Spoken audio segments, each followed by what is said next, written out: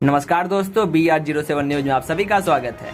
लगातार बागमती का जलस्तर बढ़ जाने के कारण अब दरभंगा शहर के कई क्षेत्रों में पानी का प्रवेश हो चुका है। लगातार हो रही बारिश और नेपाल द्वारा पानी छोड़े जाने के बाद नदी का जलस्तर काफी बढ़ गया है, जो नदियों के बांध को छू गया है, जिससे पानी का प्रवेश शहरी क्षेत्रों में हो गया है और शहरी क्षेत्रों में बाढ़ आने का खतरा बढ़ गया है। जब नदियों का जलस्तर बहुत अधिक बढ़ गया तो नदियों का पानी गेट के द्वारा शहरी इलाकों में आने लगा, जिससे गेट को बंद कर दिया गया, जिससे आजमनगर की गलियां, बालूघाट की सड़कें और पटेल चौक और उसके आसपास की सड़कें पूरी तरह डूब चुकी है, जिससे आने जाने वाले लोगों को काफी परेशानियों का सामना करना पड़ता है।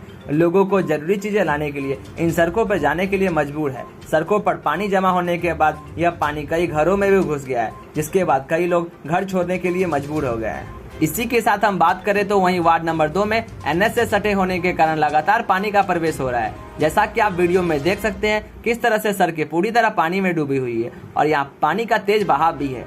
अगर बहाव इसी तरह जारी रहा तो पूरे वार्ड नंबर 2 के क्षेत्र में पानी का फैलाव हो जाएगा, जिससे यहाँ के लोगों को काफी परेशानियों का सामना करना पड़ सकता है।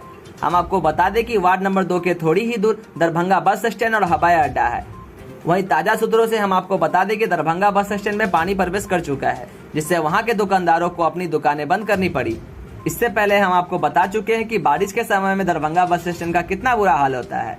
यहाँ बारिश के समय में गड्ढे पूरी तरह भर जाते हैं, जिससे आने जाने वाले गाड़ियों को और लोगों को काफी परेशानियों का सामना करना लगी हो तो वीडियो को लाइक करें। इसी तरह दरभंगा एयरपोर्ट और बाढ़ से जुड़ी न्यूज जानने के लिए हमारे चैनल को सब्सक्राइब करें।